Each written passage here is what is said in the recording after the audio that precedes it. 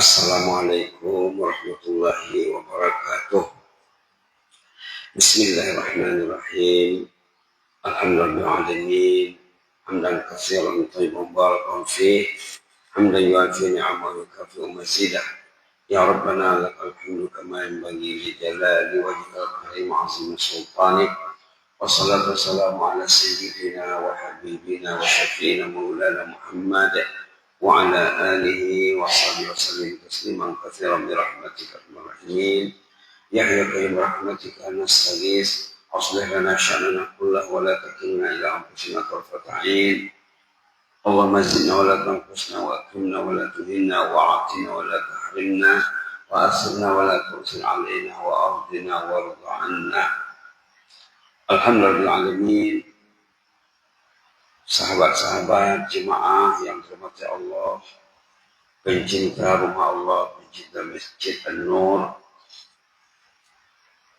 lingkungan lapangan Dalan Lidah, dan di mana saja jemaah yang mendengar tazkirah ringkas ini, baik di Indonesia ataupun di Malaysia, Brunei dan lain-lain.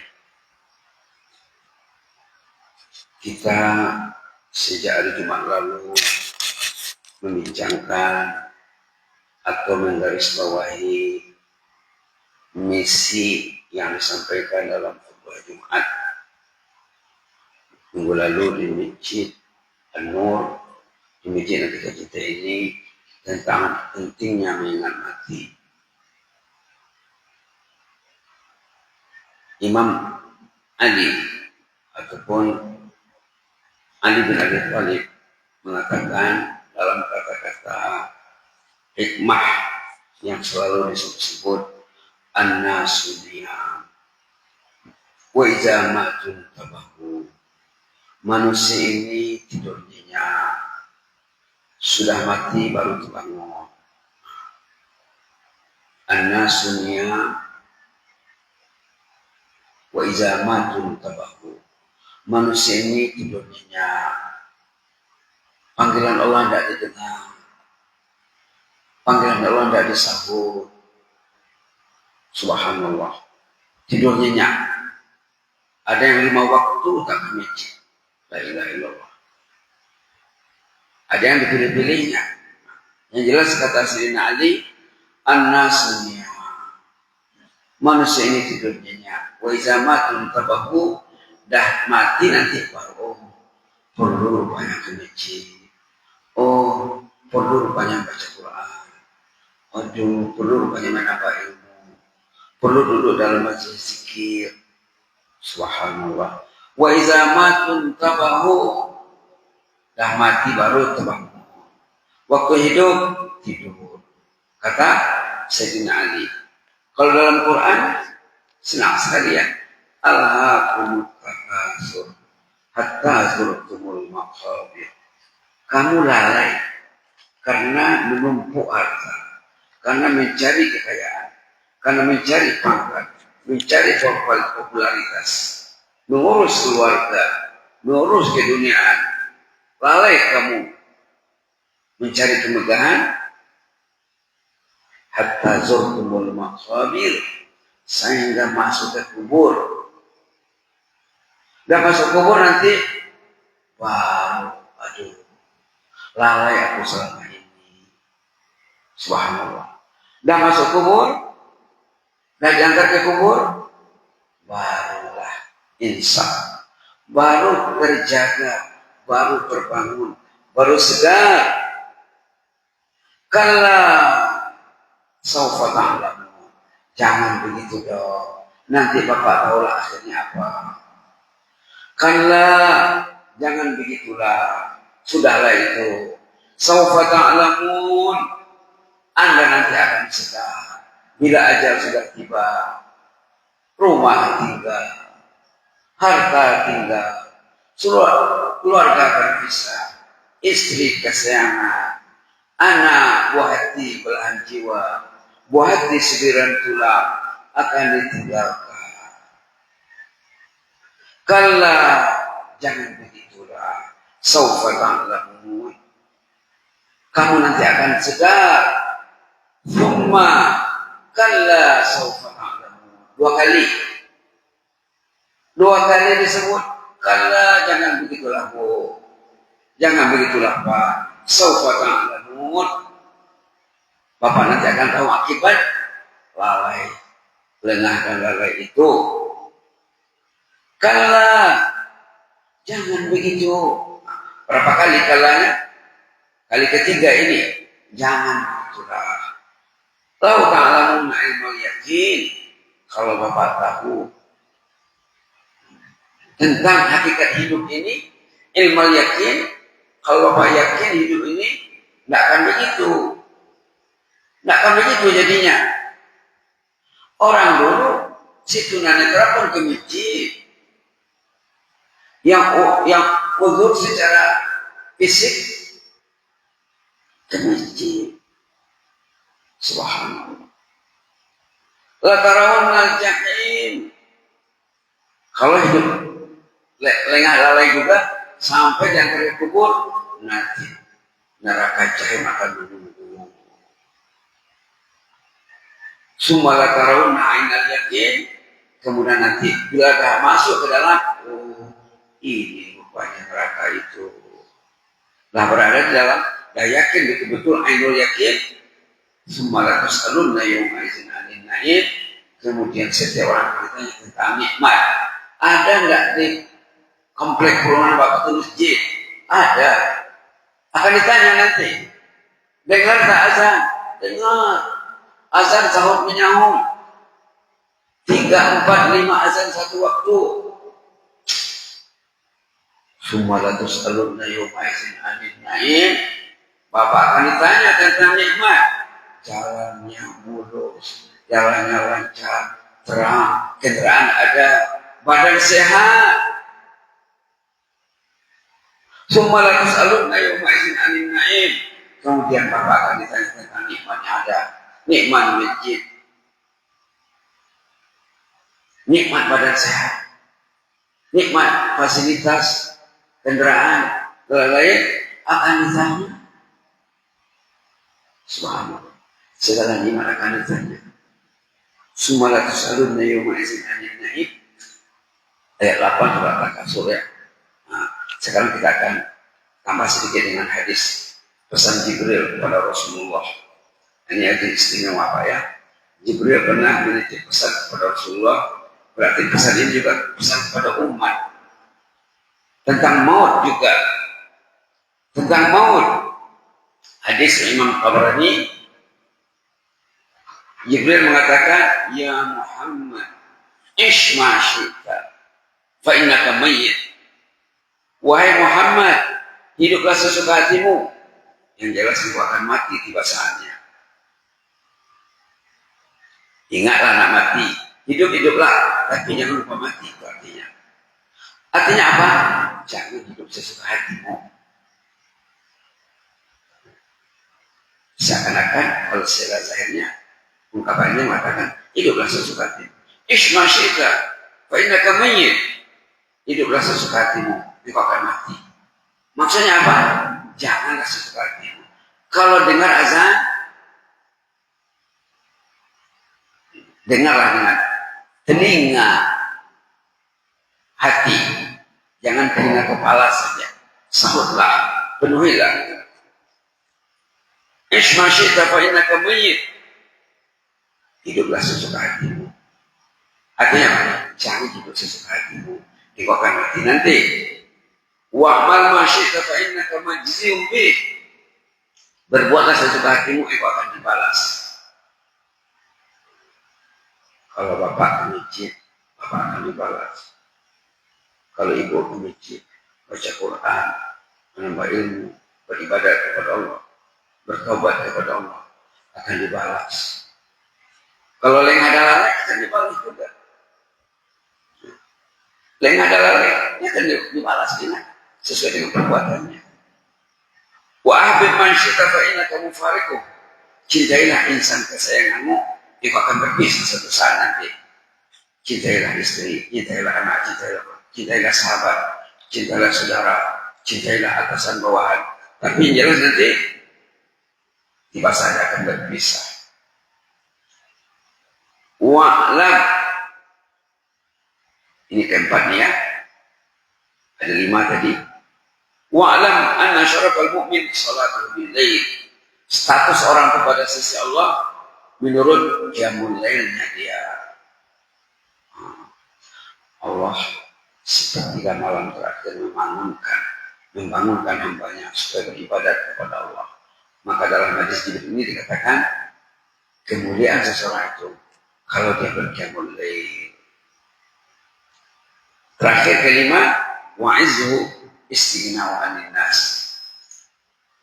Keagungannya, kejayaannya, kemuliaannya kalau dia tidak banyak bergantung kepada manusia, kalau dia bisa hidup mandiri. Yang jelasnya tadi pesan pertama, ish ma syi'ta fa innaka mayyit.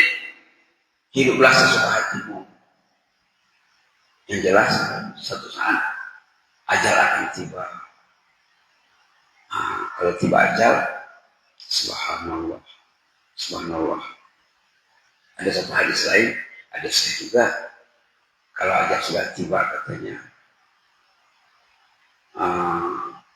rata-rata orang menyesal. Bukan dalam hadis saja, dalam Quran pun ada. Boleh dilihat nanti sesalan orang yang akan dicabut ruhnya. Lihat surah Al-Mu'minun ayat Bismillahirrahmanirrahim ayat 99 dan 100, halaman 348, peringatan untuk orang yang akan dicabut ruhnya. Peringatan untuk kita sebenarnya. Yang bilang sini kondisi yang akan dialami oleh orang meninggal dunia. Orang yang lengah hidupnya, kalau orang yang sukses hidupnya ada dalam ayat lain nanti. Ini cerita orang yang lengah. Hatta iza ja'adahul maut. A'udzu billahi minasy syaithanir rajim.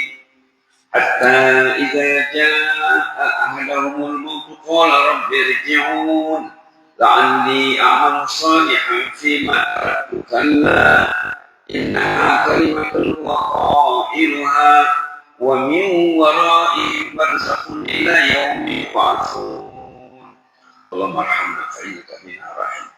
Surah Al-Azim ayat 9 dan 100, surah Al-Mu'minun halaman 348. Bila ajal sudah tiba, bila maut sudah datang, hatta iza ja'adahumul maut. Kalau maut sudah datang, orang itu tahu dia akan dicabut ruhnya. Orang itu dia tahu akan dicabut ruhnya. Kalau dia orang yang baik, dia akan dikasih kata-kata motivasi supaya dia gembira anak meninggal, supaya dia tidak kaku, supaya dia tidak ketakutan. Dalam ayat lain, dalam hadis juga banyak.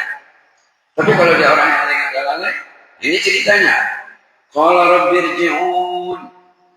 Ya Allah, jangan dulu ya. Rabbi, ya Rabbi, irji'uni. Ya Allah, aku belum siap lagi ya Allah. Subhanallah. Alangkah indahnya kalau kita berdoa, ya Allah, aku mau di hari aku meninggal itu, aku mesti melangkah ke rumahmu salat subuh, ya Allah. Adakah orang berdoa seperti itu? Ya Allah, aku mau ruhku dicabut di malamnya aku bertahajud, ya Allah. Ya Allah, aku mau ruhku dicabut sehari sebelumnya aku puasa sunat, ya Allah. Senin atau Kamis. Ada jemaah zaman dulu doanya kepada Allah, ya Allah, aku ingin meninggal waktu puasa sunat. Dia puasa sunat. Pas di hari dia meninggal, dia baca Quran, dia baca ayat surah Al-An'am yang menjadikan jannah. Subhanallah. Ayat 127 dia, lahum darus salam 'inda rabbihim, tersedia bagi ibu ini cerita mukminah ya, muslimah mukminah. Ibu-ibu tersedia untuknya jannah darus salam 'inda rabbihim.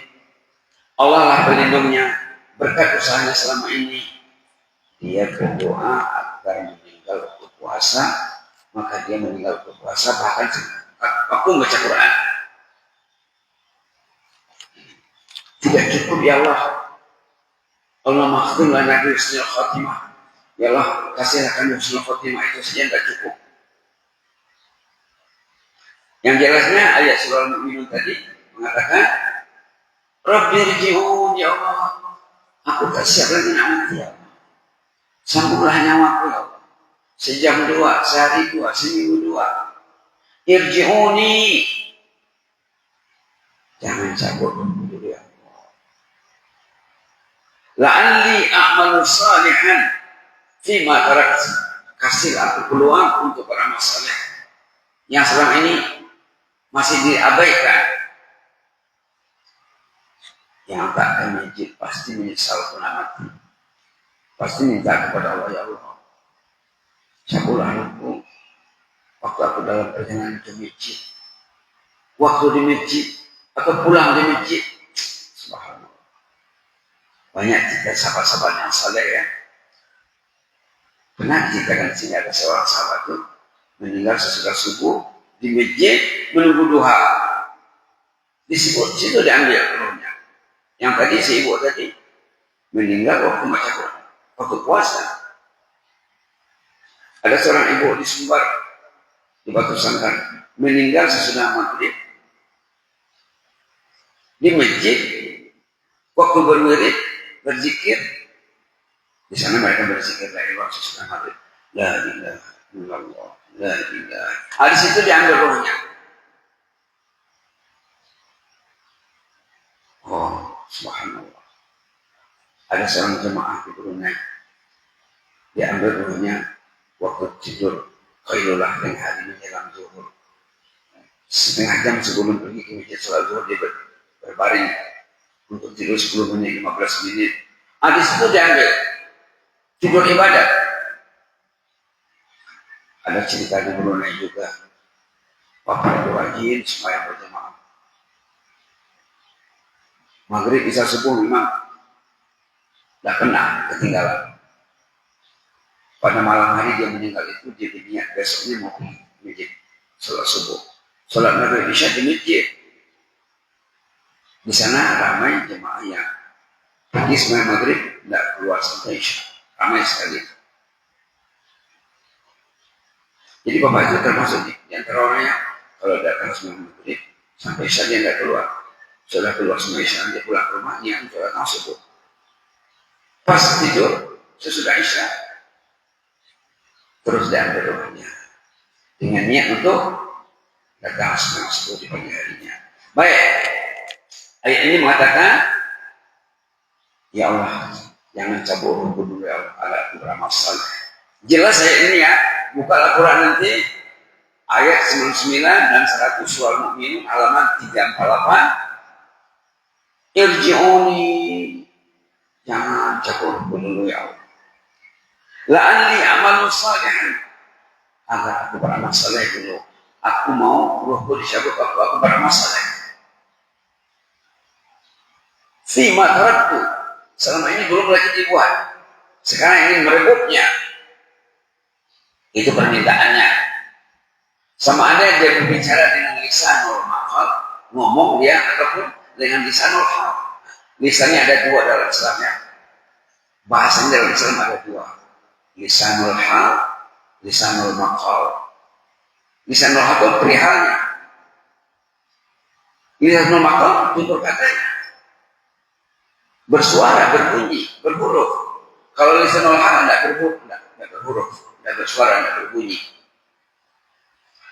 Orang yang mau ke masjid itu lisanul halnya bilang, ya Allah, aku ingin meninggal dalam ketaatan ya Allah. Peliharalah kesehatan ini Allah sampai ujung usia ya Allah. Itu lisanul halnya ngomong. Orang yang tak ke masjid tidak tahulah apa lisanul halnya. Nah, bisa ditafsirkan sendiri. Kenapa aku tak ke masjid? Kenapa masjid jauh di hatiku? Nah, tafsirkan sendirilah. Kalau waktu dia minta ruhnya bisa disambung, dan dijawab di sini. Kalau no way, tidak bisa lagi, tidak bisa lagi. Kalau, nah kalau ini dengan kalau suara kata beda. Kalau Nggak bisa, nggak bisa disambung lagi. Innaha kalimatun huwa qailuha. Kalau ngomong sih bisa, tapi nggak akan direspon, nggak akan dilayan, nggak akan diterima permintaan orangnya sampai rohnya dicabut, baru menyesal. Wa min wara'i barzakh ila yaumi yub'atsun. Bapak sudah berada di pintu alam barzakh, nggak bisa mundur lagi. Ke depan ada, ke belakang nggak ada. Ke depan ada, mundur ke belakang nggak ada lagi. Sudah berada di pintu alam barzakh, menunggu hari berbangkit. Mudah-mudahan ada manfaatnya ya. Jadi kita kemukakan tadi kata-kata Sayyidina Ali yang mengatakan manusia ini tidur nyenyak, pas mati baru insaf, baru terbangun. Kemudian sholat tahajud ini malam kita ada, kita jangan lengah darah. Kebanyakan manusia mungkin persentasenya 80%, 90% lengah darah. Jenazah baru dibawa ke masjid, waktu hidup ke masjid. Ya ilahi, dah mati baru ke masjid. Subhanallah. Waktu hidup waktu sehat, tak nampak jalan ke masjid. Masjid ini menangis, masjid ini sedih tentang jenazah yang dibawa ke masjid. Waktu hidup ke masjid. Mudah-mudahan kita selalu dijaga Allah. Jazakumullah khairan. Inni uhibbullah wa astaghfirullah. Wassalamualaikum warahmatullahi wabarakatuh.